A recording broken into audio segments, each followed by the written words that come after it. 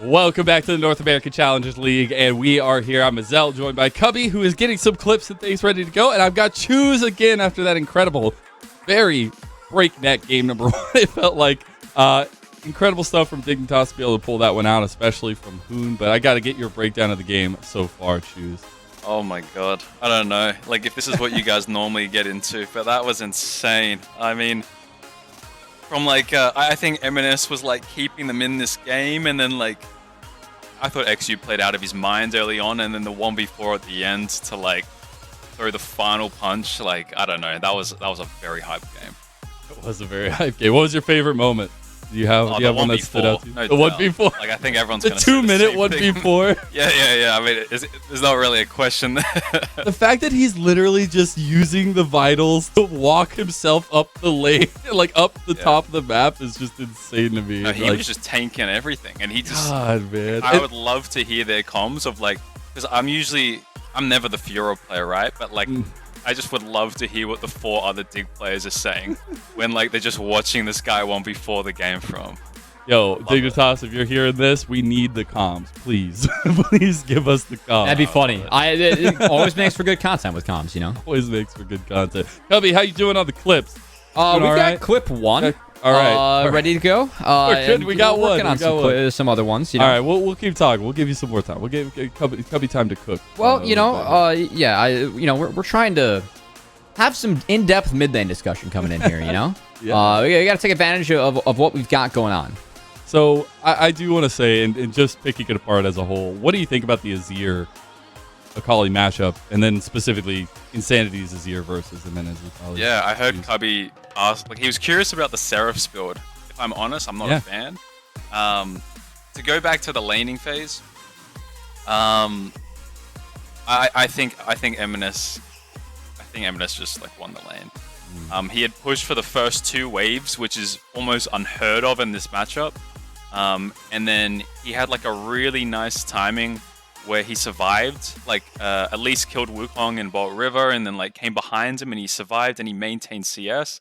And then he proceeded on to like get a really nice first base TP, and then had 6 advantage and threatened an all-in. And from that point, I think Insanity was calling like, I need help. Like this guy's for sure like making me work for this.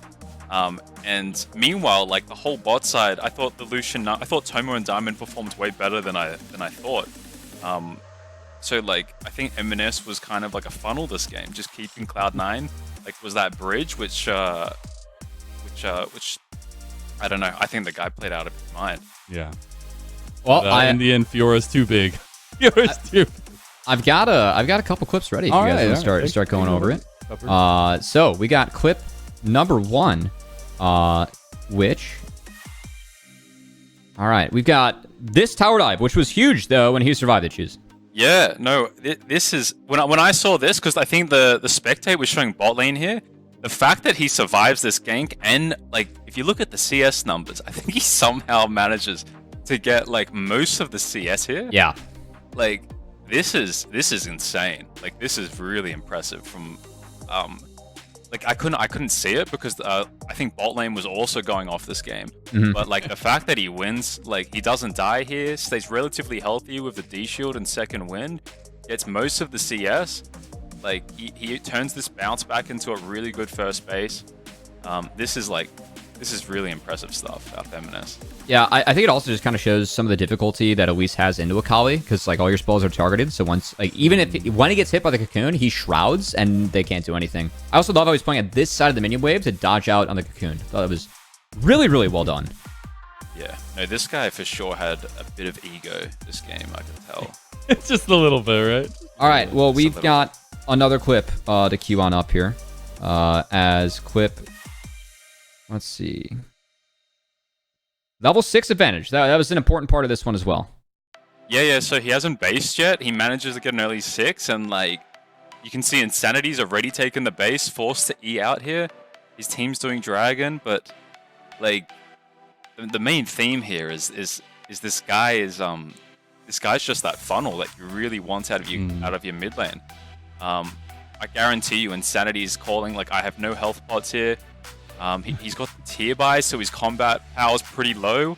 And I imagine like XU is just stressing out because he's panning his camera mid here, and he's like, he's doing dragon, and he's just worried that this guy needs a lot of help. And yeah, I don't think this is how the matchup should be going, but after this, Eminus takes a really good base, comes back with Merc Treads. Yeah, the early boots.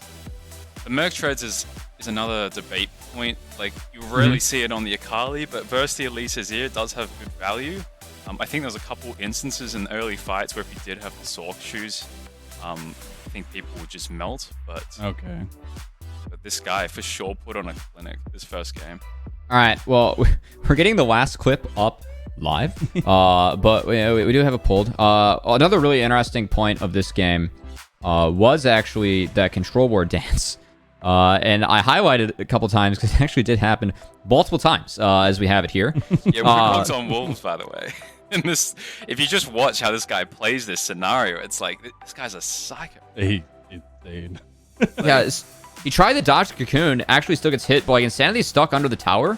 So I think like he just has a good understanding that like he can do this. Also, there was another control ward that's behind XU, so he actually has a lot of information that you can see on the minimap. Not quite the observer here, but like his ability to kind of limit test this is actually really impressive. No doubt. I think like one of the things that I think a lot of people underrate is the ability to play with a certain level of like confidence and ego on stage in these high pressure matches, and this guy's just like going above and beyond. Like, XU doesn't know where Wukong is. Like, in my opinion, Eminez hitting this pink ward is not allowed. I feel like they should for sure like commit here. Like, Azir can start stepping up with shifting sands, cocoon, like at least chunk this guy out. He doesn't even have TP, so any chunk here is like just gonna compound into a mid lane advantage, maybe a plate. But like this guy is just zoning these two. It felt like this guy had a lot of confidence heading into this series, and I'm really curious to see. Because I think later on, around 9 minutes, it kind of felt like Insanity had enough and finally went for like a solo kill. But heading into game 2, I would love to see Insanity kind of match that level of confidence and that level of aggression that Eminus is putting on.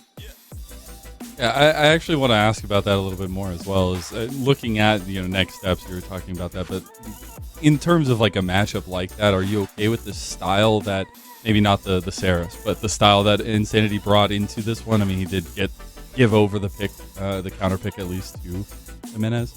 Yeah, I mean, their draft plan was we're gonna get Lucian Nami, and then they took the early Elise. So their bot side is like, okay, we're probably playing for dragons, potential bot dives. And at that point, as a mid laner, you just need to hold the line. Like, my objective this game is I'm going to pick something solid. Azir can never really go wrong. I'm just going to hold the line, allow my bot lane to do their thing. And, yeah, Eminez took the Akali into him. And I'm not going to discredit Insanity. I thought he did a really good job. Like, he never gave over the solo kill. Yeah. He managed to, like, get his bases in. And I think he took 2 plates by himself at some point. I think the first tower that broke on the map was mid lane. It was, yeah. Yeah, in C9's favor, but Insanity got 2 after. Yeah, right. So, like, credit to Insanity for, like, it felt like for the first 8 minutes of the game, he was kind of on the back step, taking a lot of this pressure, maybe over-respecting. But as soon as it ticked over to 9-10 minutes, it was like he's figured this guy out. He started playing with a bit more confidence. So heading into game 2, I think we'll see a lot of difference. Yep. Well, we'll have to see how that difference plays out as we are going to be getting into draft here. So we're going to say adieu to you, Choose, and say thank you as well for giving us some of that insight. But we're going to get into game 2 of our first series of the day. Dignitas back on the blue side here. C9 Challengers on the red again. See if that changes up anything in terms of how the picks come across. It's still going to be the Vi first band here for Dignitas. It's going to be the Rise as well. Same tried and true. Yeah, shout out to Choose for kind of walking us through a lot of the mid lane. And I like what he's highlighting, like the fact that MNS was actually up like 10 CS in that matchup. Supposed to be a Azir up like 15-20 early on. So him surviving that dive, able to pick up that wave and the farm they had was really impressive from Jimenez, even if ended up falling at the end of that game as Insanity I got to say, this mid-lane matchup, I don't think it was the biggest focus on why the game one went the way it did, but it was good to see both of them have some really good moments in that game.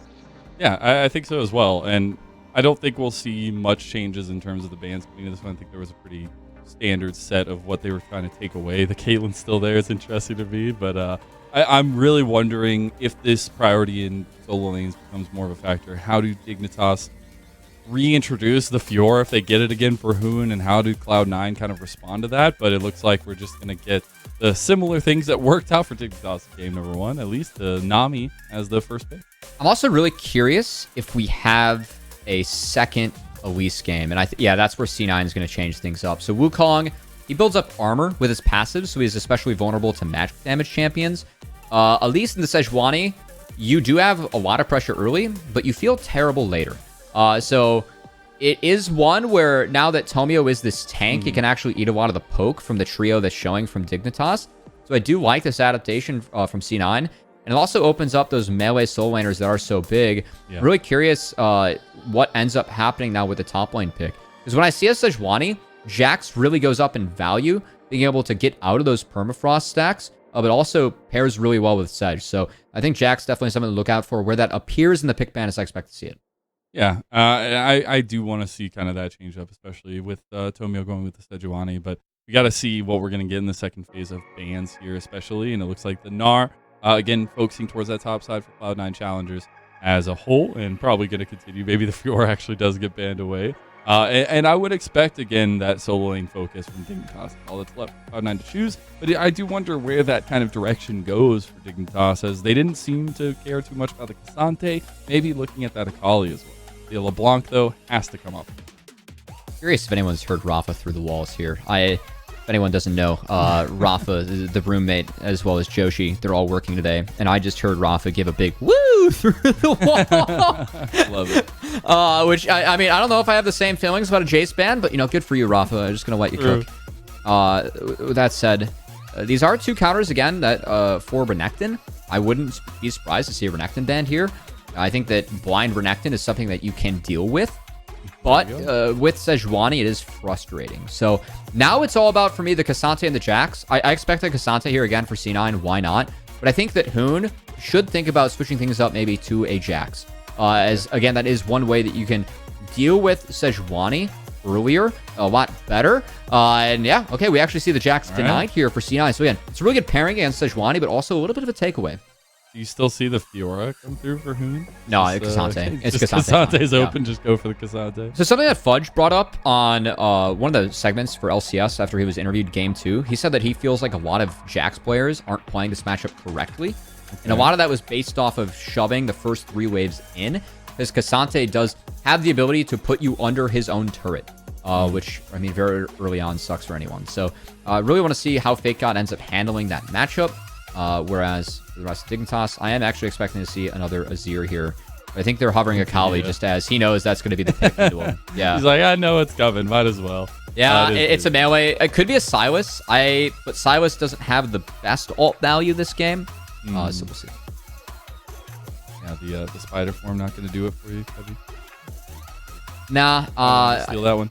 I mean, you get Azir ult's really nice. Lucian ult's okay. Syndra would be a curious pairing, because if you land scatters, you can get a lot of value, but you're also immobile against Nami. Yeah. There you go. Right and true.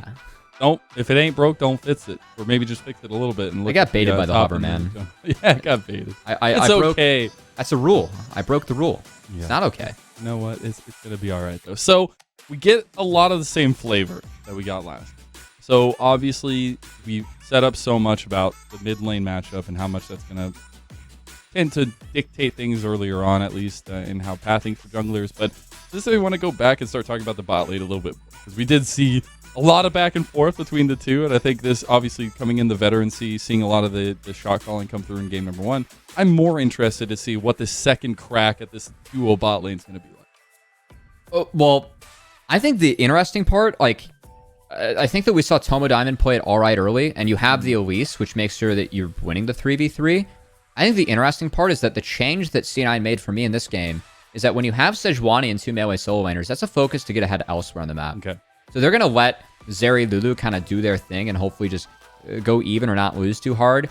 I'm really curious to see if Tomio paths away from the Elise, because I think that going towards those solo lanes could be really, really positive for Cloud9 challengers. Yeah, and we got to see Tomio actually take a little bit more of a farm-heavy early parts of the game last time. He was pretty responsive to XU towards the bot lane, things like that, but it was very much in that home of Tomio's going to farm it up if you let him. And I don't necessarily know if he gets the same avenue this time around. Yeah, it's also one where, like, Elise is... I never want to call things cheese, because everything's a part of the game. But if you run the same Elise strat twice, I feel like letting the team adapt to that does take a lot of the power out of Elise, given how much power that she does have early. So, again, given it's another Elise game, all eyes really on XU early, on just making sure that Tomo Diamond can get ahead and kind of ramp the way they were able to do in the last game. Yeah, I think this one, it's going to have a lot of impact in terms of, oh no. the XU sneaky bush plays are not going to feel like as effective against Tomio this time around on the tankier target, it feels like. But again, it comes down to execution a lot of time. Love to see the early aggression from Cloud9 to get that warding down. As do you think this means XU starts on the bottom side of the map again? Well, it's already a bit of an adaptation because C9, they're looking for early info to protect Tomio. Whereas, keep in mind, last game it was bot lanes trying to get the wards and trying to get the sweeps in. As Zeri Lulu, if they do start in lane, they can kind of poke and prod and get prio in the Lucian Nami matchup. This time they're going to be arriving with the waves. So this does change up the flavor of the bot lane matchup a little bit. Yeah. And again, I don't think we're going to get anything like wild and wacky, okay? It is still just the same bot lane we've seen and we'll probably see for the foreseeable future. But I love to see the little intricacies in how to adapt in the same lane, right? Because I feel like with these kind of volatile early laning phases of the bot lanes right now, it is a lot of like, if you find an early advantage, right, it makes it so much easier to play across the rest of the map, and especially with the comp that Dignitas are trying to run back again. But it is something to keep an eye on. We'll see the trading continue to go back. And another big focus again, we're looking at this mid lane. Aminez, Juice talked about it, playing full confidence in the early parts of the game, right? And there was no stopping him playing half health, lower half health, trying to press up in that mid lane. And does XU kind of adapt from that and ensure that the first strike actually lands this time around? Oh, love this. Proactive heal being burned as that's a trade. And it's a huge trade in favor of Lost. He's even going to burn the barrier too. So this is pretty common. What we're seeing in Enchantress matchups down bot, just using early summoner spells to try and get a lead. My concern is that you're still up against an Elise. XU did switch up his clear a little bit from the last game. Keep in mind, last game it was Raptors, Red, Krugs into the bot lane. This time around, XU's actually trying to get to mid a little bit earlier. It takes away a ward. And you can see Tomio really trying to scout to see if XU goes for an invade or if he goes bot, which they just dropped a trinket to protect. If you want to be in on the action, make sure you spam in chat C9C or DIGC as we get to see who's going to come away with the first blood here potentially. Flashes everywhere, Cubby. And it's looking like a little bit of a flash party down here. It's another trade. And again, XU trades up in flashes, given the fact that Lost now has his missing. As fishing goes wide. Should be Dignitas able to pick up this bot wave. A-okay.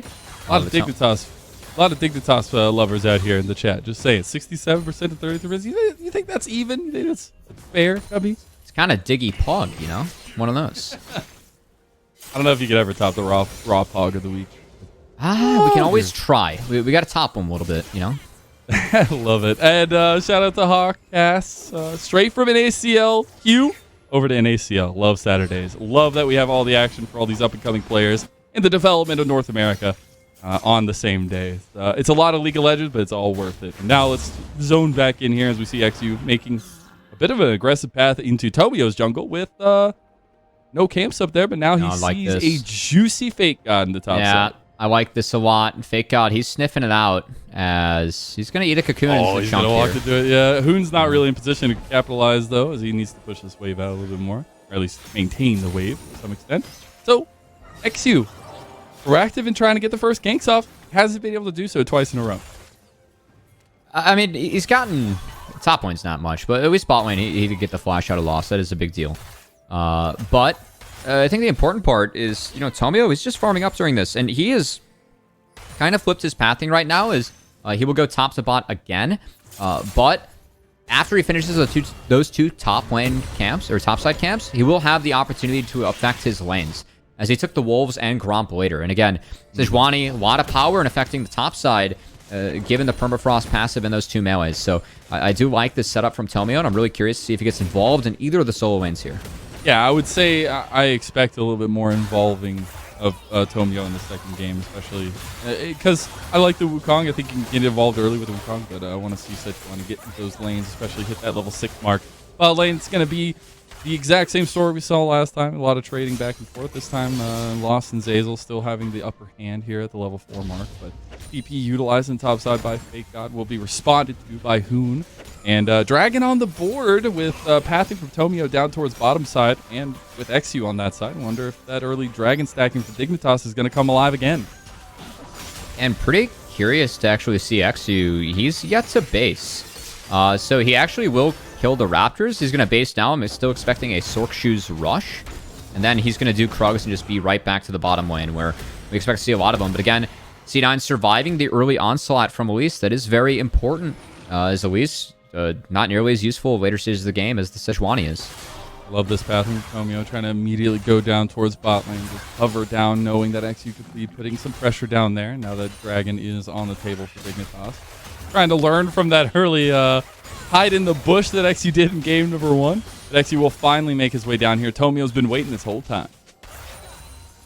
Oh, he's just running straight through it. Yeah, he's going to find the Sejuani. Taste of his own medicine here. Got to repel to save XU out of the way, though. Doesn't have flash. We'll make it out of there. Shows Tomio that he is focusing down spot lane, which I think is a lot of information for Cloud9 to come away with, and they're pinging onto the Dragon. Actually, very curious the fact they're even thinking about. Yeah, I was about to say, no way they're going to start the Dragon. So because it's like mirrored clears here, as both junglers started on the red buff, this is an awkward situation here for Tomio. Level 6 flash from Tomio, the diamond flashes, as well as Tomo getting a lot of damage on Tomio on the back end. First blood is up for grabs, and it goes to Tomo with the Pengu dab. The repel will not be used forward. XU backs away, and Zeyzal and Lost have to count their blessings that they were not also taken down. Yeah, so what I was about to get into is that each red buff was spawning at the same time, so Tomio actually had to go to the top side of the map or clear his way that away to make sure that, he's continuing to get his own resources, whereas because XU started in his red on the blue side, he could just kind of chill down here a little bit longer. I'm really surprised that Tomio went for that play, given the fact that Diamond had flash up. C9 should know of this, and also that XU would be in the area. Again, Elise is the winning 3v3 early, so for me, again, this is a little bit of impatience and a lack of a recognition here coming out of C9, as I will say a big part of it was that the bubble did connect onto Lost from Diamond, did enable XU to chain that, so no DPS from this area certainly did help them take down the Sejuani there, but still, I feel like C9 going for this play is a little bit playing in the Dignitas Challengers win con. Yeah, and I'm honestly still loving the holdover mechanics from XU on the Elise. Just really utilizing the breadth of the abilities there with the repel, making sure he can get out. I think that's something that Tomio will wish his pig mount would have if they can. But in looking at the mid lane a little bit more, we haven't seen necessarily that movement towards these skirmishes in jungle. I think it's been a little bit quieter of that action, I guess, in the early parts of the game, but XU's trying to make that not as much the case. The lightning crash comes through. XU can't really dodge out of that one. Has to flash. Lost chasing him down. Flashes out. Gets out of the bubble. Has a Menez behind him. Tomo and the AoE actually ends up killing, and Zeyzal gets the kill. Menez comes in, cleans up Tomo, and Diamond is down too. Double kill for C9. 3-1, and that's the response you needed from that first blood. And what a play from Lost as he steps up, gets 2 kills, bot with the help of Jimenez. This is all while Tomio's taking the Rift Herald, so it's a win across the map for Cloud9 Challengers. As Lost just says, I have 6, you're out of mana, I'm going in, and with the help of Jimenez, you're dead. Oh my god, and Hoon is dead too. It's all coming up aces for Cloud9 right now, and I want to go back to your point, talking about that bot lane a little bit. Lost was lauding and praising his new, I guess, combination with Zeyzal and the amount of strength they feel like they have in lane. And we get to see a little bit of that here. The confidence is backed up because Zeyzal is there. I was surprised that actually dropped that early, as Diamond could add more time to rotate, but again, no mana. Airy! It was the Airy! Oh, man. It was the area, but it is just shooting fish in a barrel here for Lost, as Dignitas, they don't have the mana to respond to anything. Jimenez being here with that mid lane prio, he's in the second game in a row playing out this matchup wonderfully. Everything's coming up C9 now, and this is where Dignitas get in trouble, because scaling not in their favor in this game. And big lead everywhere for C9. Very important for them, really. Yeah, and this top lane fight not going the way of Hoon's favor. That combo of Tomio with Fake God on the melee champion definitely helping out a little bit more. Minez back in the mid lane, taking some aggression. We got pings coming from XU, it looks like, towards this mid lane, maybe even the bot lane. We do have still Dragon on the board, no objectives. Really been the big priority here, except for that Rift Herald having been taken by Tomio. We're looking at that next. You have the Divide going wide here. As Tomo, we'll see if he actually decides to fire off a culling. Of course, can throw one at Zazel, who is flat. Oh, boy. Oh, double tidal wave back into the culling, though. Lost tanking up a lot with the wild growth. Gotta love that. And just what we've kind of seen is both teams willing to just try to go blow to blow here. We're getting the reunion of the 3v3s back in bot lane. Yeah. This has been the primary focus for both squads. I just love the aggression we're seeing out of Lost. As you highlighted earlier, I mean, he feels confident with Zazel, but again, the last time that Lost was playing at this level, he was on TSM Academy with Treats, and that bot lane was killing. They were the best bot lane that we had in Academy. And it is great to see Lost have such a positive start to this season. Again, I feel like this is a player where the LCS community was a bit harsh towards him. I actually thought that when he was on TSM, he was one of the better performing members in that playoff run. If I'm going to be frank, the community didn't really feel that way. I think part of it was that he was the smallest name on that roster. And for Lost, you know, be in semi-pro again, knowing that he was in LCS, I mean, everyone here has a chance to prove themselves. I think that Lost, you know, seeing him take full advantage of that, like our other players, great to see. Is Tomio does so much damage to Diamond. He's just a little fishy. I guess that's what ice and cold does to fish when you freeze them. But his Dragon, started up by Cloud9, should be taken away as well. So full objective control so far from the squad, and a big difference from last game. And I think they're still opting into that bridge, but the scaling actually being a big focus for them. And so far, so good on that home front right now, Kobe.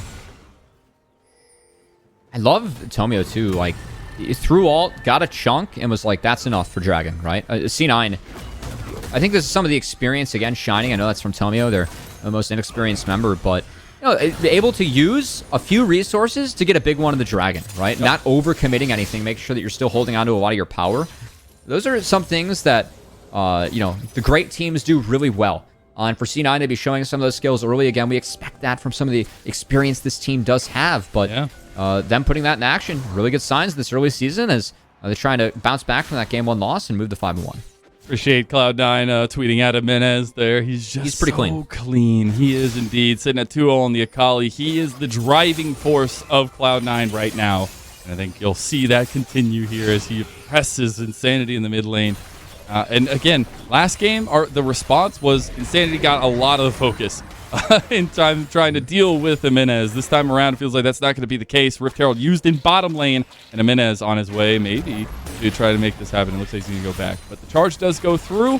Lost wants that one more plate. Can't get it. Maybe aggressing a little too much for it. Oh, Tomio back in just to make sure they back away. Plates for Zeri, always good. You know, no complaint. So we get the TP from Hoon back to the top side. No TPs for either top laner, at least. Jimenez will be just trying to heal out both sides of his river. Hoon actually pretty confident to take this fight. The all out into the tower here. We saw it last time around. And Fake got, yeah, he has Jimenez. I don't think Hoon will take the bait, though. All out will be deactivated here very soon. He's going to ward over the wall. Yeah. All right. He's like, yep, I see you. So something that I want to highlight, you know, as we have Jimenez going to clear out this wave, going to lose some points mid. Choose was talking about confidence, right? Like being able to play with some ego and control that. I think he also highlighted the fact that Jimenez went Merc Shreds on Akali, trying to survive the onslaught from both the Elise and the Azir. This game around, it's a Sork Choose, given the fact that he was ahead. So this Akali going to be popping people in the mid game. Really want to see if Jimenez can take full advantage of that, as again, the CC... I say that Cassante brings more than Fiora, but still a little bit lackluster control on Akali. And when Akali isn't able to be crowd controlled, she can go off in these fights. And we'll see if Jimenez looks here. He's looking hungry. He wants it. He's looking real hungry. And, you know, he'll be eating good tonight. He'll be eating good. 3-0 for the mid laner, and a Pengu dab to add to the flavor. Love to see it from the newly crowned mid laner of Cloud9. He's just so fresh, so clean, baby. Socials called it. Socials called it. Might have been outcast from the other 4 regions he's been in, but he's got a home here in NA, by the baby. way, So fresh, like, so clean. Just to throw out, like, I don't think I've ever seen a player play in 5 major or like 5 international regions, right? Like, it's pretty nasty. Actually insane that this guy has been able to pick up styles from, it feels like, across the world and find his own. And it's a deadly style here as Jimenez will find the flash of XU. Oh, bot lane? Guns a-blazing. It's like a OK Corral shootout down there in the bottom lane. Rift Herald does go down for Cloud9 here, though. So look at the, again, continued full objective control on the map here in Game 2. And what a comeback for Cloud9. After that Game 1, felt like they were the driving force here in the later parts of the game, and it slipped out from their fingers. I mean, that bot lane fight, honestly, if we go back, I do want to give a lot of props to Zeyzal. I don't want to focus too much on that initial bot lane dive, but I think it's really been the game-defining moment so far. Oh, hold on. Insanity. A little bit. Rift Herald used the mid lane, but distraction is there. Insanity doesn't go down. Oh my God! The repel. Jimenez is going to clean that one up. XU goes on to the other side, and there you go. A double kill for the mid laner, and he keeps racking and stacking. Oh, off to the races. And again, that bot lane dive, so important. The fact that the Akali was able to be there, but also, remember that bot lane dive, Lucian Nami didn't have mana. A lot of that was because Zeyzal was using Glitter Lances to keep them in lane. So again, this is C9 making team plays. That mid play, right? Throw down Rift, pressure with Jimenez. Jimenez is so confident that he has the mechanics to pull these plays off. All he needs is, help and someone else from his team to show up, and he's there. And now Tomo, he's dead, baby. Anytime Jimenez shows up, you just die. My dear it's Lord. like a horror movie. I don't know if it's The Ring or Grudge, one of the two, but Jimenez is coming for him, and it's 6-0 again. It keeps stacking up. Well, heading into the day, Jimenez had 9 solo kills in his first 4 games. I feel like, he wants to keep He's getting a lot more. He wants to keep that 2 solo kills a game stat going. I really feel like that's the purpose of this game, because I think marks that's are there, third. Cubby. I don't know what he like. I can't put more check marks on his board. It's already over. No, that's the second solo kill of the game, and you got to believe he's going to be racking up a few more as this Akali. This is what Akali can do in the mid game, right? If she gets out of control, that map can collapse, and that's exactly what's happening in Dignitas here. So then next steps, at least for Dignitas. Got to find some hope here. Dragon will go down. Again, continued objective control for Cloud9. We needed early proactivity as we did in game number 1. We didn't get that. So setting up the next steps for Dignitas, where would you like to see XU kind of put those resources or try to find resources? Well, it still is the Gale Force Imperial Mandate mid is Tomo. Beautiful That was a really good cleanse, yeah. Really, really nicely timed. Actually, the bait and wait for Tomio on the Glacial Prism was actually pretty big too, but it's, again, patience is key in these situations. Thank God. A little bit of trouble here himself. The all-out might be coming for his name again. Hoon getting lower and lower. One more auto. He misses the flash from Fake God, and Fake God gets the solo bolo right back. Beautiful flash. We talk so much about Jimenez, and rightfully so, but Fake God, again, his return to competitive. He's been damn good so far in Challengers. He got a solo kill last game as well, and now mid lane, Tomo. Oh, TP coming in. Dig wants this. Rampage here. They gotta do something. They need something. Oh, wait. Oh, it got canceled. Jimenez killed Insanity mid TP. Number 3. Under tower. And number 3, as you said, Cubby, the mid diff is real.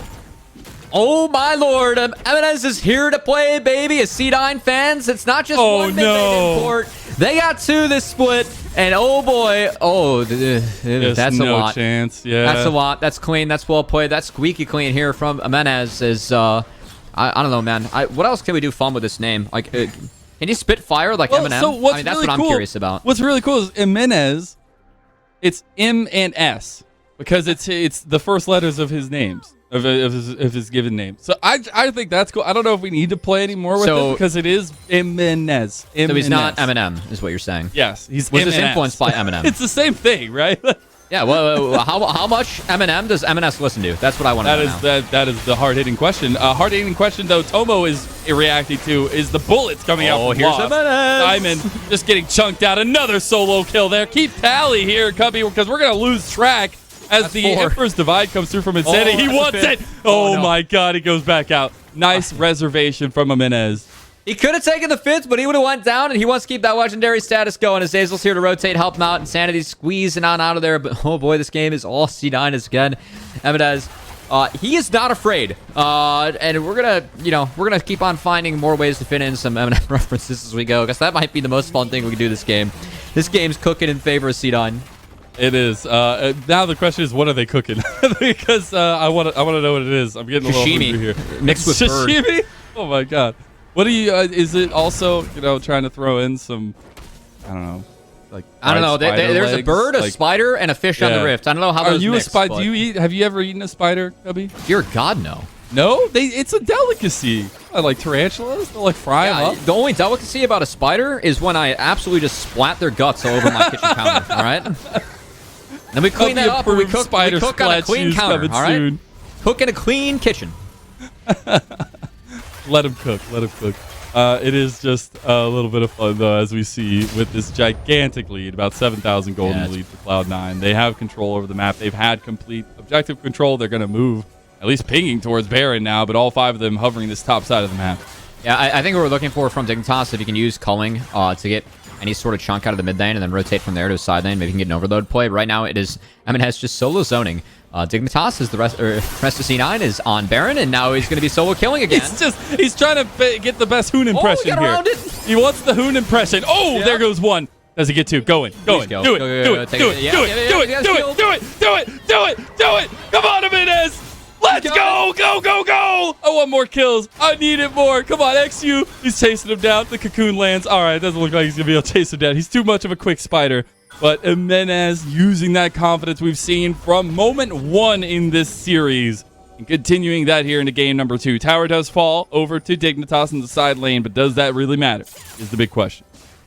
I mean, objective bounty is really good for dopamine, man. It's a good feeling when you get one of those to pop. We'll see Cloud9 taking out this tier 2 tower on the top side with a response coming from Dignitas at least. But you can actually stop fast there. Oh, they actually do. They get lost. He hits the lightning crash there. Doing a decent amount of AoE back, though. TP's coming in. I think that might be Faith God overextend a little bit. He does back away immediately. So they catch out a returning Lost, and they'll take those for Dignitas. I mean, more bounties, Yeah, gold bounties, again. Good for the dopamine. That's where we're at right now. I think I hear the players trading some all chat messages off that one. Dignitas kind of knows where this game's at. Again, any fishing for picks is really all they can get on the Rift, but at the moment, C9 is too damn big. And Eminez, he might be the real Slim Shady here on the map. This Akali, it's I get to talk to him, I'm asking how much Eminem he listens to. I mean, Eminem is that's good stuff. I hope he's cultured. Making it across the world Eminem here, pointing 5 regions. 5 regions, no big deal, right? And honestly, it's just been cool to see how much of a splash Jimenez has made in the league so far. We'll see if he can make a splash here. He's taking down Hoon. So far, so good. The knockback doesn't come through. Jimenez just slightly dodges out of it. Fake God coming to punish Dignitas, who are just going ham for a minute. They say, we need to get Jimenez 1 death, and they do so. Deliver him, but is it Cloud9 delivering them as well? Tomo almost goes down, heals out. The flash from Lost to get out of that one. Fake God chasing down Diamond, and one more auto from Tomio will get the kill there. Got Tomo finds himself in the wrong town, wrong place, wrong time, trying to get it back out, but actually gets caught at the last second from Tomio. And Cloud9 continue to clean up. Dragon in the name of Cloud9 here as well as they started up. Yeah, that's going to be a difference of an eye in that 1v1 there between Tomio and Tomo. And that's about the state of the jokes I'm going to make on this cast now. As again, it's welcome to the fold. Welcome to the fold. Yeah, sometimes we got to stoop down to the level. What are you trying to say, Cubby? You saying my level's down lower? What are you trying to say, Cubby? The broadcast level, not just you, Mazel. It's all of us. I make a lot of really bad jokes. No, I mean, personally, I like this from Dig, right? Send a message. Yeah, this is it, because at this point, it really is about sending a message. Get that KD. They need one more to really slice his KDA. Like, really, in all actuality, that's what we're fighting for. No, but it is Dignitas trying to find something back into the map, right? And I think Lost, again, it feels like Cloud9 are getting away with a little bit because they have such a big lead. And like moments like that where Lost has to flash out, right? You're trying to see Dignitas pull back. I mean, Dignitas just won anything they can get at this point. Again, this game's pretty over. But what a statement from C9. Again, They did drop a game in the series. Certainly looks like it's going to be a 1-1, but I think C9, like with this game and really some of the highs that we've seen this team hit in the early season, to me, they seem like the team to beat. And to me, honestly, this makes their future matchups more exciting. Like at this point, I'm looking at like CLG. Like when are we getting that match? You know, that's going to be a really good one. Oh, okay. Tomio here flashes out. Wild Growth as well. Glacial Prison on the way out to make sure they don't follow him any further. And yeah, honestly, I mean, both these teams coming into this match, we had stated, right? Like these are top of the table teams. It feels like in an ACL, and to see the back and forth nature of this series so far, right? The incredible outplays in game 1 by Dignitas, but then the slow and steady just domination from Cloud9 in the second game. You're seeing the strengths and weaknesses of both teams. We'll see Jimenez purely lean on his strength, though, as he goes across the wall, dips, dive, and dodges, and kills Diamond. Oh my god. Jimenez having sushi early today. That was a slice and dice. You better have brought some for the class. You got to bring it up to share, all right? Bring it up to share. Oh my god, Tomio's just going in. He's like, team, I need you to back me up. Lightning Crash comes through from Lost. See Fake God on the side against Hoon, but it should be the inhib in mid lane going down eventually to Cloud9. That's the first one to fall. C9 again, 10k gold lead, sitting on Soul Point. I think this next Baron, yeah, it's 1 minute out to the Baron, so they're just going to base as a squad, set up for that nice stock standard, and should wrap the game up from there. But again, you know, for C9, we had really high expectations for both of these rosters. As we mentioned coming into this series, thought this was the first test, the first real test for both of these rosters. And I think that both passed, but C9 passed with flying colors. Yeah. That game 1 could have been theirs if there wasn't a Fiora 1v4. And I wonder, going back to the whole structural conversation of this, right? We have seen Tomio does best, it feels like, when he's directed towards them. I think having a voice like Zeyzal helps that a lot. I think Tomio's a very smart player, right? In his own right. Getting smarter. Having that conversation with Zeyzal, the back and forth, I would love to hear that communication because it just feels like it's very efficient in terms of how they're rotating around the map when they know their pressure is usable and having a pretty stable bot lane to play through and constantly. It's incredible for Cloud9. Yeah, I mean, we interviewed Tomio last week, and he seems like a happy camper in his new home. And honestly, when your team's performing like this, I really can't blame you. I'd be a happy camper, too, if my mid laner was 10-1 with like 5 kills. I'd say so. Makes it pretty nice. You're like, oh, look at all that mid laner. Pretty. All right, Baron going down to Cloud9. Still waiting on that Dragon Soul for them, but two Rift Heralds, 3 Dragons, and a Baron. That's something you'll definitely want to write home about here. And top lane push might be the target for Cloud9, as they actually should probably just go ahead and get it back, because I'm sure the City got a decent amount of gold for some of these members, but Jimenez in the side lane will be a force to reckon with, I think, in this one. I think we can't laud Jimenez enough about these early performances. But again, I want to see how this continued growth happens throughout a very long split of an ACL. And I don't know if that's going to continue against who. Okay, he gets the backup here at least. That connects. He's going to wait for that third Q to time out, at least as long as he can. He's going to take it. And, all out. Things get interesting now. Hoon's trying to auto-attack the blast code there. He does get away, but the perfect execution there for Hoon. Hoon's not Fiora this time, and he will not make it out. Fake God gets the kill. Cleaned up. 30 seconds for Motion Soul. That should be it for C9 again, getting that sustained. And I mean, we just could talk about the bigger topics here. As I mean, honestly, for me, I know C9 had a very good 2-0 this week. But when your academy mid laner is playing at this level, like, that's a pretty good claim to you know, get some time elsewhere. I mean, Diplex is not giving any reasons like for C9 to make changes, but Jimenez is giving a lot. To maybe give himself an LCS day or two. And I'm got to be really curious to see that, because, I mean, he has just dominated. Yeah, I can't really see what's going on because my feed keeps freezing. But okay, there we go. Cloud9 are pushing through the tower now. It looks like, okay, now they're pushing into the inhib. And I just keep getting stutters for some reason. But I would expect Cloud9 to easily clean out the rest of this game. And especially with the giant lead they've had, it's been a really big come up for Jimenez as a whole through his first 3 games of the season. And I think, again, the combination of Zeyzal, Jimenez, Tomio all working together in terms of like finding those advantages. It's a scary team. And I think the Nexus is probably going down right now. Looks like it finally is. And that'll be it for our first series as Jimenez. He'll go down too. So at least Dignitas, they get the KDA a little bit lessened for him. But it'll be a very strong performance. Yeah. One more solo kill. Why not?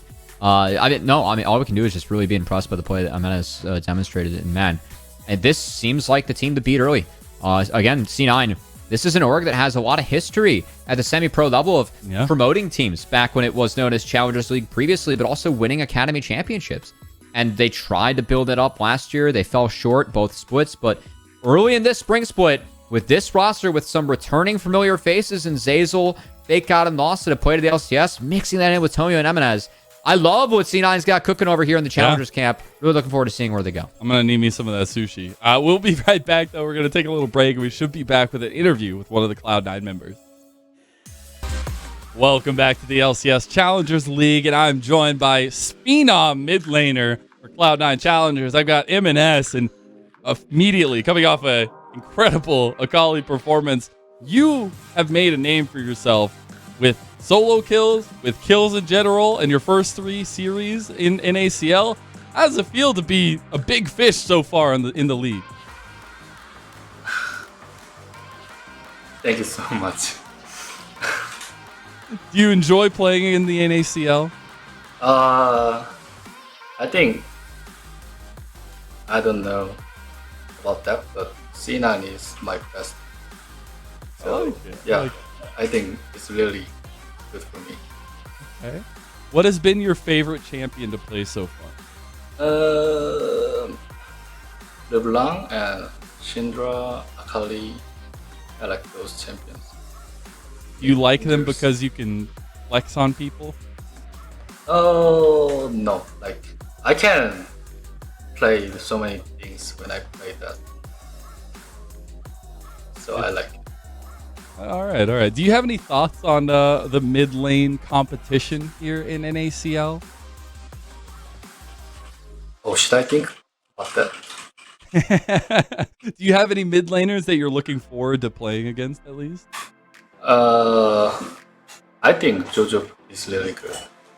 All right. Looking at the LCS. So I really want to play against him. Okay. I do want to ask you, what are your goals as a player this split? This split or this year? This split. This split.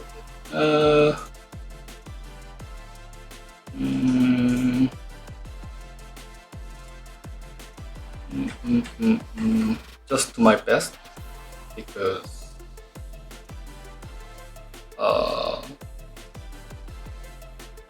I want to prove myself and I want to do myself, and then maybe other things will be come together. Okay. Yeah. Last question for you then, man. What is your favorite animal? Oh, that's the best question for me. Because my father is animal doctor, so I really like it. Let's go! You're my new best friend, Jimenez. You're my new best friend. As first, my favorite animal is like a dog, because I really like cat too, but I have allergy, so I can't breed with them. Okay. And I like deer, I like rabbit, I like fish. I think I like everything. I love it. Hey, you're a man of culture. Because like just cute, no? Really exactly. Lovely. Yeah. I did have one more question. Cubby wanted to ask, what was your favorite thing you've done in North America so far? Not just gaming. Have you gone anywhere cool? Have you done anything fun? Workout. Okay. Gang is I think it's really good. All right. Well, thank you so much, M&S. I appreciate you getting to chat with me, and keep wrecking the Rift here, all right? Thank you so much. All right. I'm going to go ahead and send it off to a little break. We're going to be right back in and ready for game number 2. Yeah.